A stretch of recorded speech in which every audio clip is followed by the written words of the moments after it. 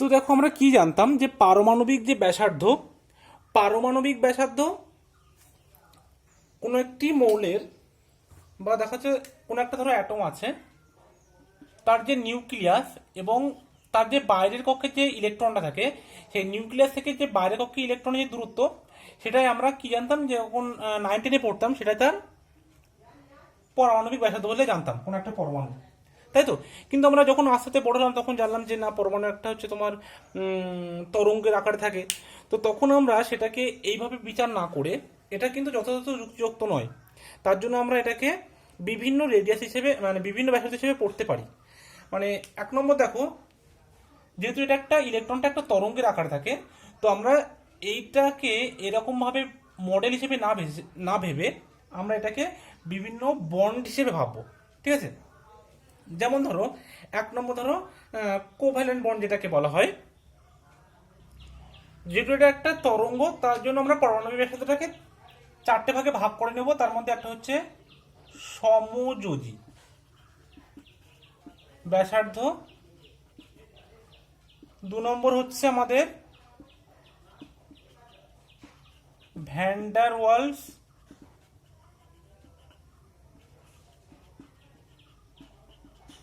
ব্যাসার্ধ, বুঝা যাচ্ছে। তারপর হচ্ছে 3 নম্বর ধাতব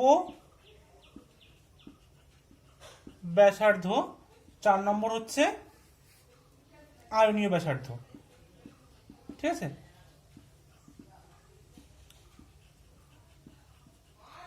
আমরা এই পারমাণবিক ব্যাসার্ধকে 4টে ভাগে ভাগ কেন করলাম?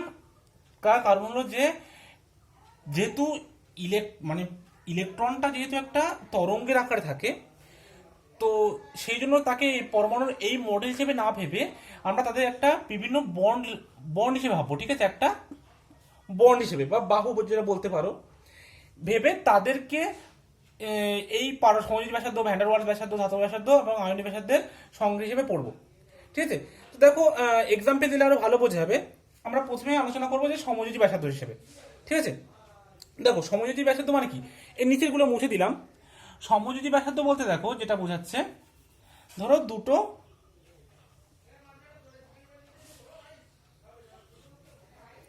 এরকম দুটো অ্যাটম আছে। এবার অ্যাটম গুলো মানে দুটো পরমাণু আছে, তাদের মধ্যে এবার কি হবে, ধরো এ একটা এক্স, এটা ধরো একটা এক্স। এই দুটো পরমাণু কি হয়, এদের নিজেদের মধ্যে ইলেকট্রন শেয়ারিং করে, ঠিক আছে। ইলেকট্রন শেয়ার করে।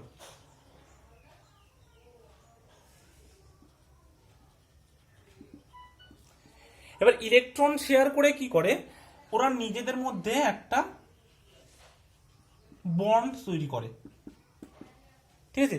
এই যে বন্ডটা তৈরি হলো, এবার এই নিউক্লিয়াস আর এই নিউক্লিয়াস, এই দুটো নিউক্লিয়াসের যে মধ্যবর্তী দূরত্ব, তাকে যদি আমরা 2 দিয়ে ভাগ করে দিই, তাহলে যে ব্যাসার্ধটা পাবো সেটাই হচ্ছে তার সমযোজী ব্যাসার্ধ, ঠিক আছে। এবং ব্যাসার্ধ যেটা বলা হচ্ছে, তাহলে সমযোজী ব্যাসার্ধ যদি আমরা বার করতে চাই, যেটাকে আমরা ধরো আর, সমযোজী ব্যাসার্ধকে কোভ্যালেন্ট বলে, কোভ্যালেন্ট রেডিয়াই, ঠিক আছে। এবং এটাকে ধরো আর সমযোজী বা আর কোভ্যালেন্ট দ্বারা আমরা যদি লিখি, তাহলে সেখান থেকে আমরা কি লিখবো, যে আর কোভ্যালেন্ট ইজ ইকুয়াল টু এই যে এই এক্স আর এক্স এর মধ্যে যে দূরত্বটা, ঠিক আছে, এটাকে লেখা হবে ধরো ডি এক্স এক্স বাই 2, ঠিক আছে। এই ডি এক্স এক্সটা কি, এটা হচ্ছে বন্ধন দৈর্ঘ্য, ঠিক আছে, বন্ধন দৈর্ঘ্য। এই যে বন্ধনটা হচ্ছে, এটাকেই ডি এক্স এক্স দ্বারা প্রকাশ করা হচ্ছে, ঠিক আছে। এটা হচ্ছে এক্স আর এক্স, এই দুটো নিউক্লিয়াসের মধ্যে দূরত্ব, এবং একে যদি আমরা 2 দিয়ে ভাগ করে দিই, তাহলে আমরা সমযোজী ব্যাসার্ধটা পাবো, ঠিক আছে। এবার দেখো এর মধ্যে আবার দেখো, যদি দুটো অ্যাটমই এক্স, মানে যে দেখা যায় সেম দুটো পরমাণু সেম পরমাণু একই, সেক্ষেত্রে আমরা এভাবে বার করবো। কিন্তু যদি পরমাণুগুলো যদি আলাদা হয়, ঠিক আছে, দেখাচ্ছে পরমাণুগুলো আলাদা যদি হয়, এর মধ্যে আমরা শর্ত দেখো, যদি পরমাণুগুলি আলাদা, তখন কি হবে, তখন দেখতে হবে যে যে পরমাণু দুটো আলাদা, তাদের কি তড়িৎ ঋণাত্মকতা কি সমান? এবার স্যার তোমরা বলবে যে স্যার আমরা তো তড়িৎ ঋণাত্মকতা পড়িনি। দেখো তড়িৎ ঋণাত্মকতাটা কি এখানে একটু হালকা করে বলে দিই।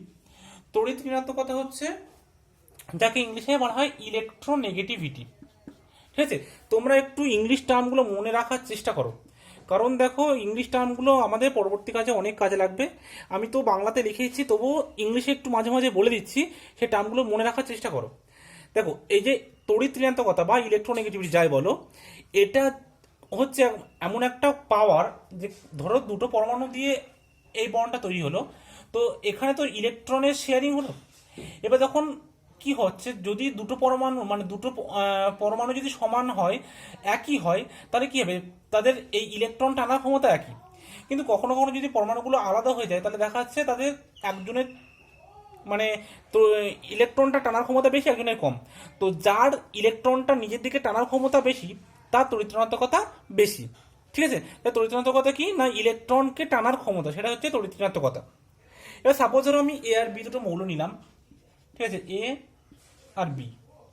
এবার দেখাচ্ছে এ এর তড়িৎ ঋণাত্মকতা বেশি, ইলেকট্রোনেগেটিভিটি ধরো এ এর বেশি বি এর থেকে, তাহলে কি হবে, ইলেকট্রনটা বেশি বেশি করে এ এর দিকে সরে আসবে।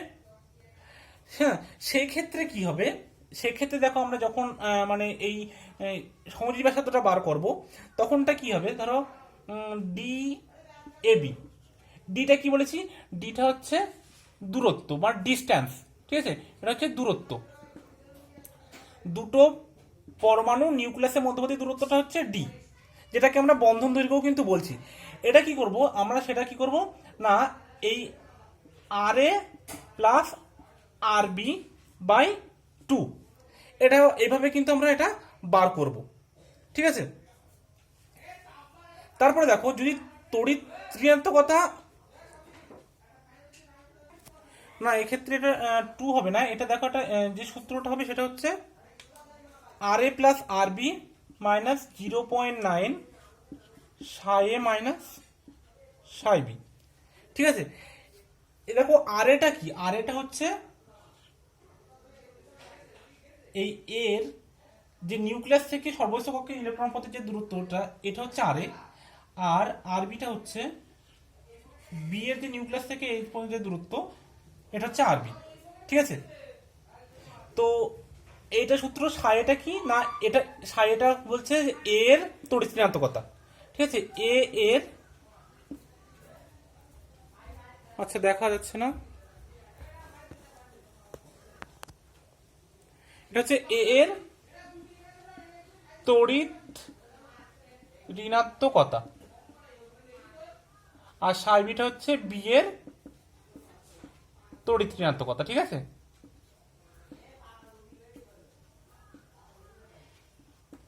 বুঝে গেল? এখানে তোমার আর এ আর বির মানটা বলে দিবে, মানে যে কোনো একটা মান বলে দিল, আর এর মানটা বলে দিল এবং আর বির মানটা বলে দিল এবং সাইবির মান বলে দিল, তাহলে সেখান থেকে তোমরা ডিএবির মানটা বার করতে পারবে। ঠিক আছে, ডিএবিটা কি না, হচ্ছে এবি এর পরমাণু সমযোজী ব্যাসার্ধ। ঠিক আছে, এবার আমরা আসছি ভ্যান ডার ওয়ালস ব্যাসার্ধ। ভ্যান ডার ওয়ালস ব্যাসার্ধটা কি, দেখো যে সমস্ত পরমাণুগুলির মধ্যে কোনো রকমের বন্ধন তৈরি হয় না। ঠিক আছে, 2 নম্বর হচ্ছে আমরা পড়বো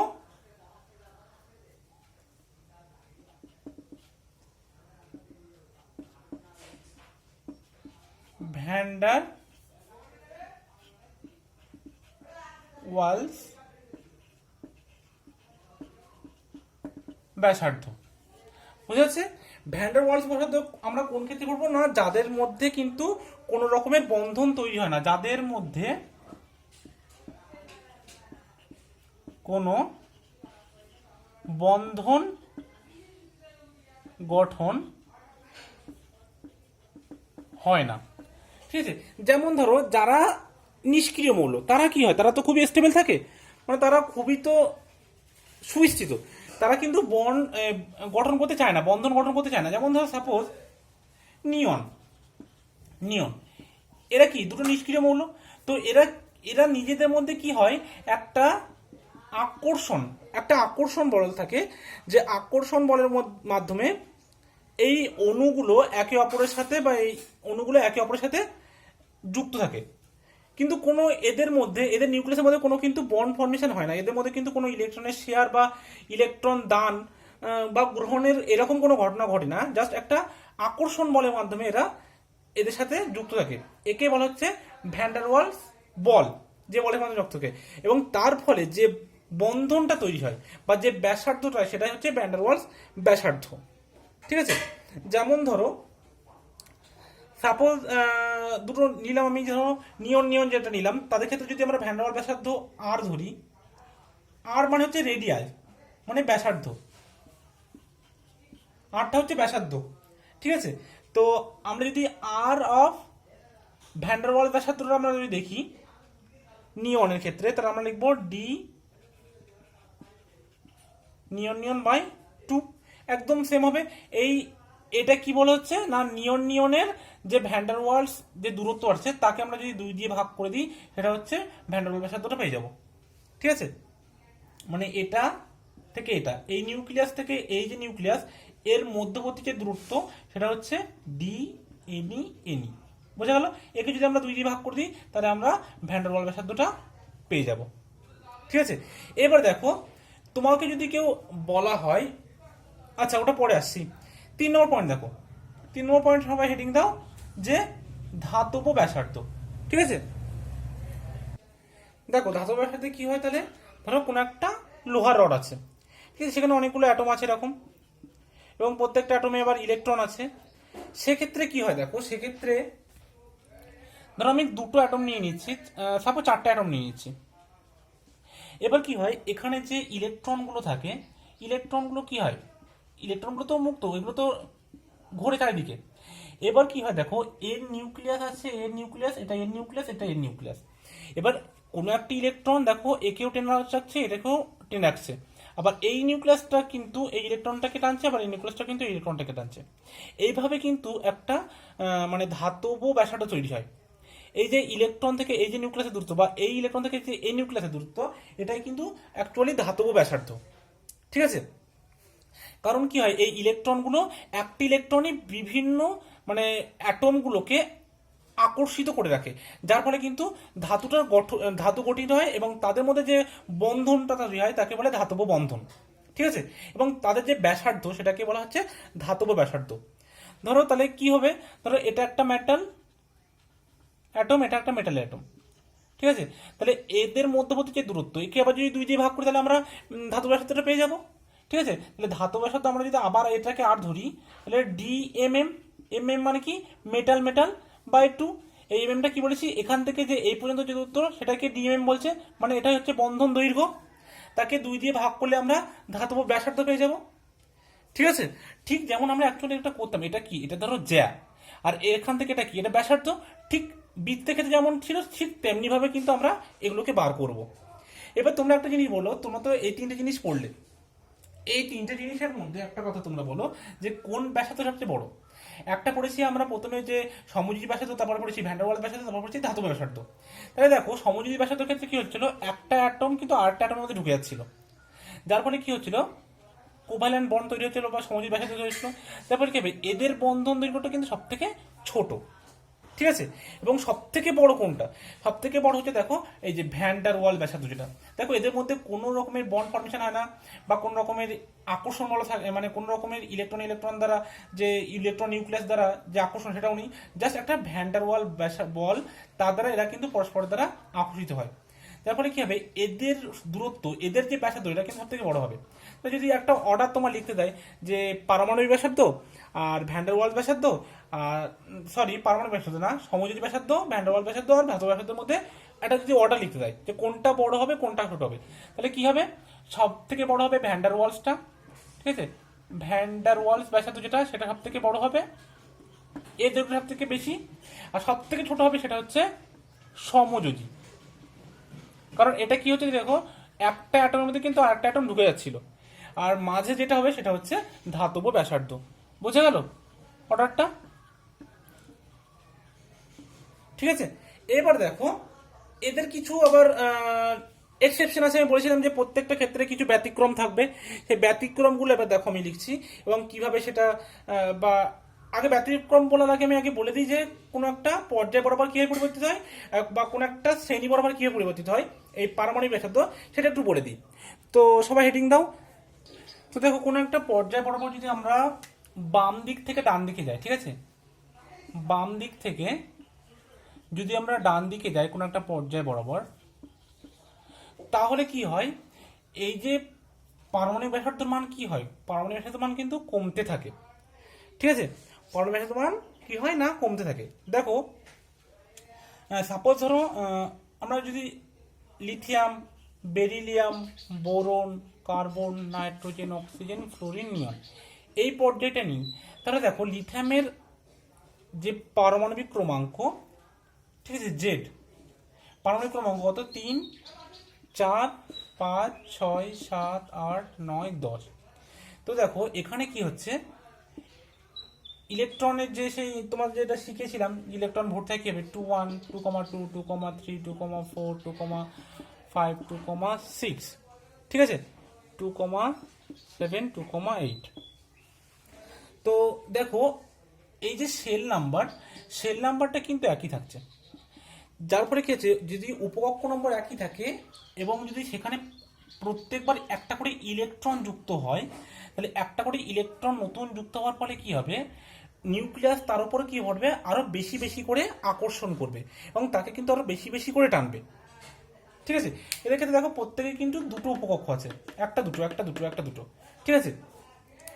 এই দুটো উপকক্ষ থাকার জন্য কি হচ্ছে, ওদের উপকক্ষ সংখ্যা সেম, কিন্তু ওই একই উপকক্ষে ইলেকট্রন একটা করে নতুন নতুন করে অ্যাড হচ্ছে। এখানে দেখো একটা ছিল ইলেকট্রন, কিন্তু এখানে আবার একটা যোগ হয়েছে, দুটো হয়েছে, এখানে আবার একটা ইলেকট্রন যোগ হয়ে 3 হয়েছে। তাহলে প্রত্যেকটা ক্ষেত্রে একটা করে নতুন ইলেকট্রন যোগ হচ্ছে, এবং একটা ক্ষেত্রে নতুন ইলেকট্রন যোগ হওয়ার জন্য কি হবে, এই যে নিউক্লিয়াসে যে আছে, নিউক্লিয়াস ওই ইলেকট্রনগুলোকে বেশি বেশি করে আকর্ষণ করবে, আর যত বেশি আকর্ষণ করবে ততটা সংকুচিত হয়ে আসবে, এবং এই যে মানে তোমার ব্যাসার্ধ, যেটা পারমাণবিক ব্যাসার্ধ, সেটা কিন্তু আস্তে আস্তে কমবে।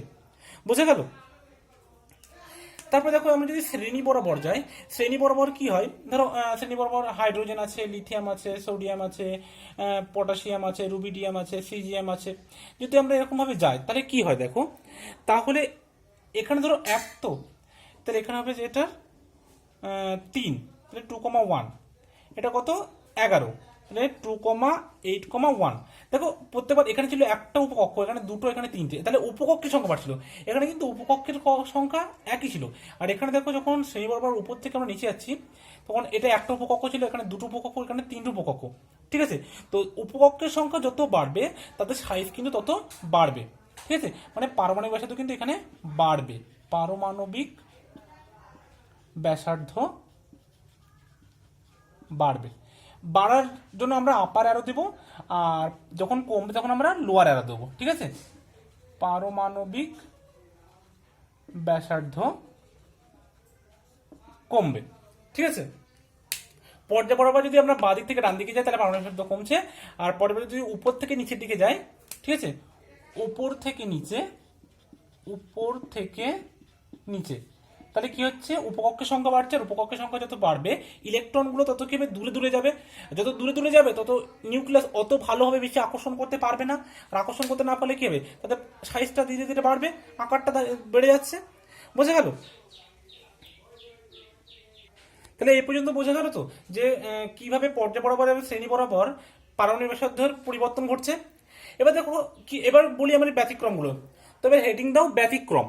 ঠিক আছে, কিছু কিছু ব্যতিক্রম আমরা লক্ষ্য করব, সেগুলো নিয়ে একটু আলোচনা করে দিই। তো দেখো আমরা 1 নম্বর পর্যায়ে যদি দেখি, 1 নম্বর পর্যায়ে কটা মৌল অবস্থিত, দুটো, হাইড্রোজেন আর হিলিয়াম। তাহলে বলো এই যে দুটো পরমাণু আছে, এদের মধ্যে যে মৌল দুটো আছে তাদের মধ্যে পারমাণবিক ব্যাসার্ধ কার বেশি কার কম। ঠিক আছে, তো দেখো যদি আমরা ভালোভাবে দেখি, পারমাণবিক ব্যাসার্ধ, এটা যেহেতু হাইড্রোজেন, তো কি হবে দেখো, হাইড্রোজেনের ক্ষেত্রে কি হবে, এখানে কি বন্ড তৈরি হবে, কোন ব্যাসার্ধ তৈরি হবে, এটা কিন্তু সমযোজী ব্যাসার্ধ তৈরি হবে। ঠিক আছে, সমযোজী ব্যাসার্ধ। ঠিক আছে, কিন্তু যে হিলিয়াম যেহেতু নিষ্ক্রিয় গ্যাস, আমি বলেছি নিষ্ক্রিয় গ্যাসের ক্ষেত্রে কোনটা তৈরি হয় না, ভ্যান ডার ওয়ালস ব্যাসার্ধ, ভ্যান ডার ওয়ালস ব্যাসার্ধ। কারণ দেখো হিলিয়াম যেহেতু নিষ্ক্রিয় গ্যাস, তো এরা ইলেকট্রন দেওয়া নেওয়া করতে চাইবে না, এরা নিজেরাই খুব সুস্থিত, যার জন্য কি হবে, এদের দুটো হিলিয়ামের মধ্যে শুধুমাত্র একটা ভ্যান ডার ওয়ালস বলের দ্বারা আকর্ষণ হয়ে থাকবে, যার ফলে কি হবে, এদের মধ্যে যে ব্যাসার্ধটা বলেছিলাম সেটা একটু বেশি হবে। যে সমযোজী ব্যাসার্ধ কিভাবে তৈরি হয়, ইলেকট্রন, এরা কি করে, ইলেকট্রন একে অপরের সাথে গ্রহণ বর্জন করে বা শেয়ার করে, ঠিক আছে, একটা ইলেকট্রন শেয়ার করার মাধ্যমে এরা কিন্তু নিজেদের মধ্যে বন্ধনটা তৈরি করে, ঠিক আছে। তো সমযোজী ব্যাসার্ধ যেহেতু তৈরি হবে, তাহলে এর নিশ্চয়ই দৈর্ঘ্যটা ছোট হবে, আর ভ্যান ডার ওয়ালস ব্যাসার্ধ বড় হবে। তাহলে যদি আমরা দেখি পারমাণবিক ব্যাসার্ধ যদি অর্ডারটা দেখি, তাহলে অর্ডারটা হবে হাইড্রোজেনের ক্ষেত্রে কম, হিলিয়ামের ক্ষেত্রে বেশি। যেহেতু হিলিয়ামটা নিষ্ক্রিয় গ্যাস, এর ক্ষেত্রে ভ্যান ডার ওয়ালস ব্যাসার্ধ তৈরি হবে। ঠিক সেম ভাবে আরো যদি আমরা পরের গ্রুপ দেখি, যে সোডিয়াম, পটাশিয়াম, রুবিডিয়াম, সিজিয়াম, ঠিক আছে, যে আছে লিথিয়াম, বেরিলিয়াম, ম্যাগনেসিয়াম, ঠিক আছে, lithium, beryllium, boron, carbon, nitrogen, oxygen, fluorine, neon, ঠিক আছে। যদি দেখি আমরা, তো আমরা কি জানি, এদিক থেকে এদিকে যত যাব তত পারমাণবিক ব্যাসার্ধ তত কমবে, কিন্তু দেখা যাচ্ছে না নিয়নের সব থেকে বেশি। আর যা যা অর্ডার ছিল সেটা কিন্তু ঠিকই আছে, শুধুমাত্র নিয়নটা চলে যাবে আগে। কারণ কি, নিয়ন ওই ভ্যান ডার ওয়ালস ব্যাসার্ধ, নিয়ন যেহেতু একটা নিষ্ক্রিয় গ্যাস, তার জন্য সব থেকে বেশি হবে নিয়নের। তাহলে এই কিছু কিছু ব্যতিক্রম কিন্তু আমরা লক্ষ্য করি, ঠিক আছে। এটা 1 নম্বর ছিল, এটা 2 নম্বর পর্যায়ে। এবার যদি আমরা আরো কিছু লক্ষ্য করি, আরো কিছু এক্সেপশন আছে, যেমন ধরো সাপোজ ধরো আমরা যে ডি ব্লক মৌলগুলো ক্ষেত্রে যদি আমরা যাই, সেখানে আরো কিছু ব্যতিক্রম কিন্তু সেখানে আমরা দেখতে পাবো, ঠিক আছে।